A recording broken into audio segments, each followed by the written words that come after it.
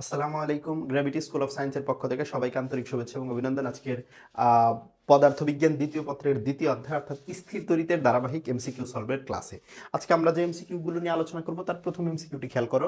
একটি গোলাকার পরিবাহীর ধারকত্ব 1 মাইক্রোফ্যারাডে, এর ব্যাস কত? তাহলে ধারকত্ব দেওয়া আছে, ব্যাস নির্ণয় করতে গেছে। গোলকের ধারকত্ব নির্ণয়ের ফর্মুলা আমাদের আগে জানতে হবে।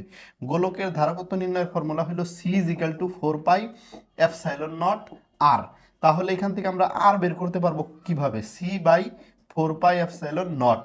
এখন দেখো 1/4 পাই এপসাইলন নট, এটা আলাদা রাখলাম, ইন্টু সি লিখলাম, অসুবিধা নাই। কিন্তু 1/4 পাই এপসাইলন নট লিখলাম কেন? কারণ এটার মান আমাদের জানা, 9 × 10⁻৯। আর সির মান কত দেওয়া আছে? 1 মাইক্রোফ্যারাডে। 1 মাইক্রো মানে কি? 10⁻−12। তাইলে 9 × 10⁻−12 থেকে 9 বাদ দিলে হলো 3, অর্থাৎ 9 × 10⁻³ 9 × 10⁻³ 1 মাইক্রোফ্যারাডে ছিল। এই যে 9 × 10⁻³ এটা কিন্তু কার মান? ব্যাসার্ধের মান। বের করতে কইছে ব্যাসের মান, তাহলে এর 2 দিয়ে গুণ করতে হবে, কারণ আমরা জানি D = 2R। অতএব এখানে এর 2 দিয়ে গুণ করলে 18 × 10⁻³ আসে, কিন্তু এত মিটার। 18 × 10⁻³ দেখো এটার মান হইলো মাইক্রো মানে 10⁻12। তাহলে এখানে আনসার হইতেছে 18 × 10⁻³ এখানে কোনোটা নেগেটিভ পাওয়ার নাই, কিন্তু 18 আছে, এটা ভুল আছে আসলে। এটা 10⁻³ হবে, খ নাম্বার হবে রাইট আনসার।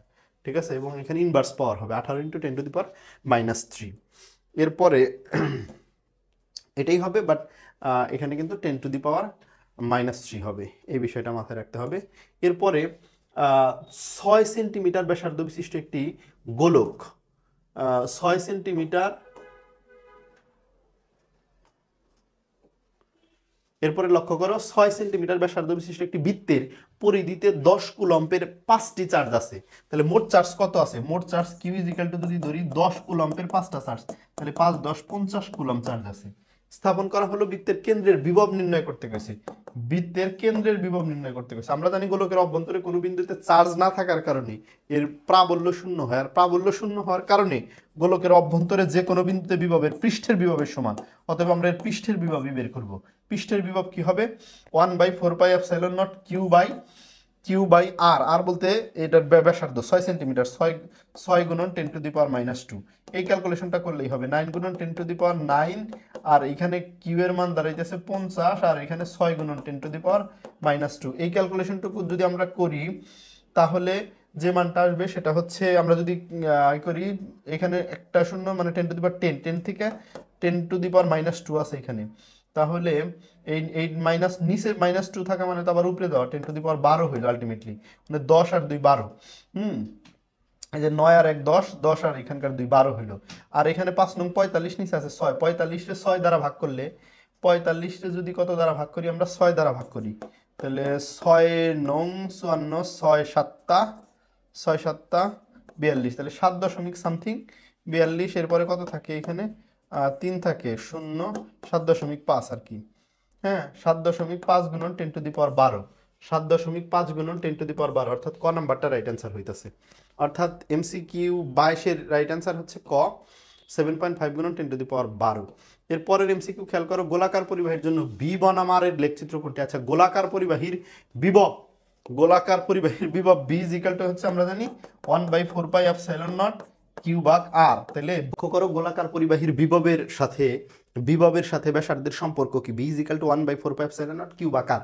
দেখো এইখানে বিভব বির সাথে আর এর সম্পর্ক হলো মূলত ব্যস্তানুপাতিক সম্পর্ক হইলেও দেখো এখানে আর এর মান যদি নাও থাকে তখনও কিন্তু একটা বিভব থাকবে। আর এর মান তো আসলে শূন্য হইতে পারবে না।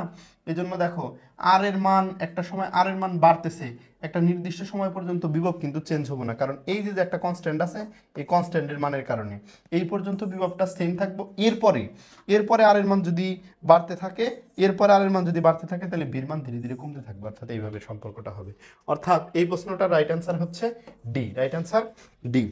এরপরে আপেক্ষিক বেদনযোগ্যতার একক কি? আপেক্ষিক বেদনযোগ্যতার একক হলো coulomb square per newton per metre square. নিচ্ছি এমসিকিউটির রাইট অ্যান্সার, অর্থাৎ আপেক্ষিক বেদনযোগ্যতার একক coulomb square per newton per metre square. এরপরের প্রশ্ন, একটি বিন্দু চার্জ কর্তৃক সৃষ্ট তড়িৎ ক্ষেত্রের জন্য নিচের কোনটি ই বনাম আর স্কয়ারের গ্রাফ? দেখো একটা বিন্দু চার্জের জন্য তড়িৎ ক্ষেত্রের মান বের করার ফর্মুলাটা কি? ফর্মুলাটা আগে জেনে নিই আমরা। ফর্মুলাটা হচ্ছে E is equal to 1/4πε0 Q বা কার স্কোয়ার। E কত 1/4πε0 কিউ বা কার স্কোয়ার। অতএব ই এর সাথে আর এর সম্পর্ক হচ্ছে বর্গের ব্যস্তানুপাতিক। কিন্তু আমি যদি সরাসরি আর স্কোয়ার দিই, এই যে এখানে আর স্কোয়ারের সাথে সম্পর্ক, আর স্কোয়ার পুরাটুকু কিন্তু মিলে যদি একটা টার্ম কল্পনা করি, দেখো এখানে যতগুলো গ্রাফ আছে প্রত্যেকটা গ্রাফে এক্স অক্ষ বরাবর আর স্কোয়ার দিছে, তাহলে মানে আর এর সাথে সম্পর্ক হইলো মানে বর্গের ব্যস্তানুপাতিক, আর আর স্কোয়ারের সাথে অনলি ব্যস্তানুপাতিক সম্পর্ক। অনলি ব্যস্তানুপাতিকের গ্রাফ এরকম হয়, একটা বাড়লে আর একটা কমে, আর স্কোয়ারের মান বাড়লে কমবে। এই যে আর এর মান যদি বাড়ে তাহলে ইর মান কমতে থাকবে, আবার ইর মান কমতে থাকলে আর এর মান বাড়তে থাকবে। অর্থাৎ 1 নাম্বার এমসিকিউ 1 নাম্বার অপশনটা হবে রাইট অ্যান্সার। এরপরের এমসিকিউ খেয়াল করো, গোলাকার পরিবাহীর অভ্যন্তরে ই বনাম আর এর লেখচিত্র কোনটি হবে? ই বনাম আর গোলাকার পরিবাহীর অভ্যন্তরে, গোলাকার পরিবাহীর অভ্যন্তরে তো আসলে প্রাবল্যই থাকে, চার্জ থাকে না, চার্জ না থাকার কারণে প্রাবল্যই থাকে না, প্রাবল্যের মান 0 হয়, তাহলে এখানে অ্যান্সার হবে নান অফ দিস, অর্থাৎ এখানে গোড়া নাম্বারটা অ্যান্সার হবে।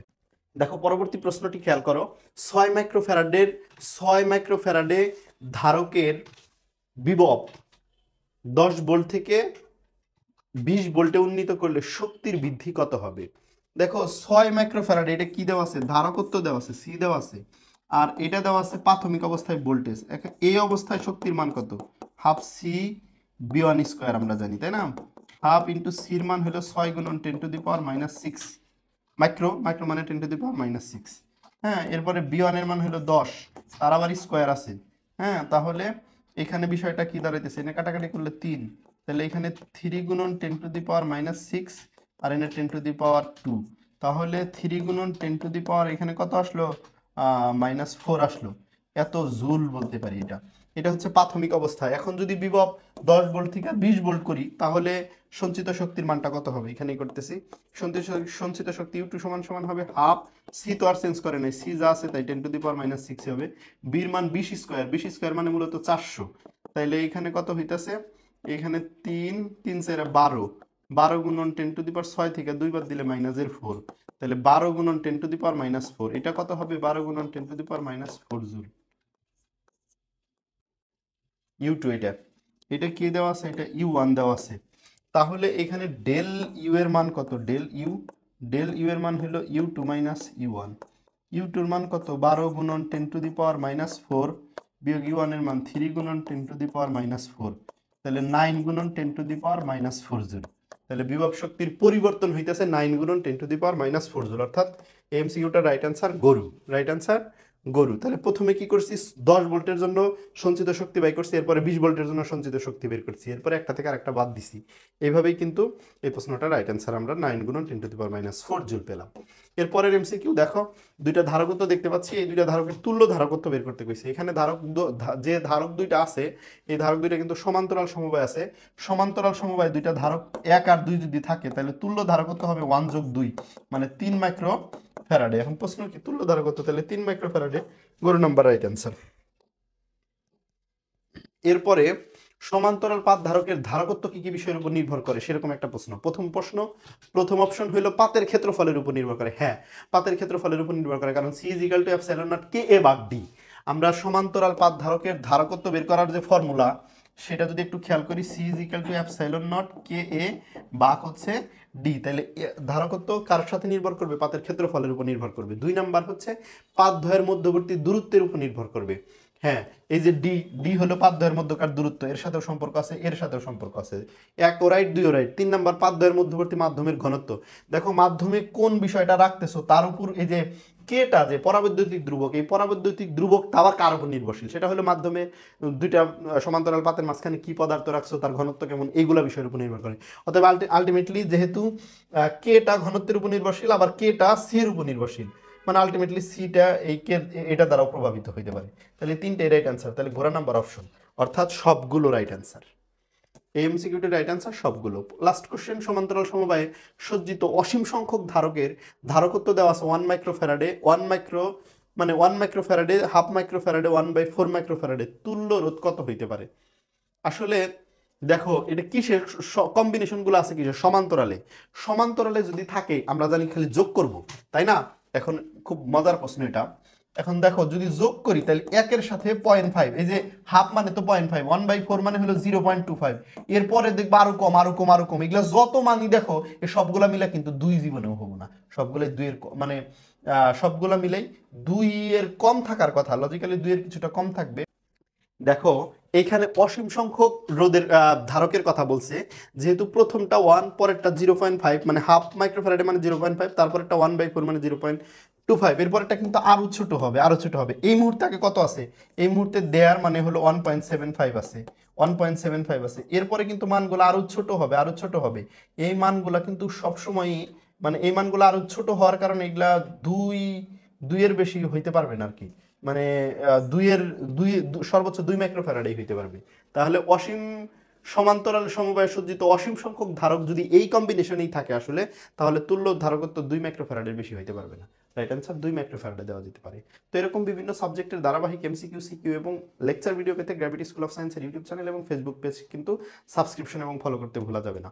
অবশ্যই আমাদের প্লেলিস্টগুলো দেখে সিকোয়েন্সিয়ালি ভিডিওগুলো দেখলে তোমাদের উপকার হবে। আসসালামু আলাইকুম।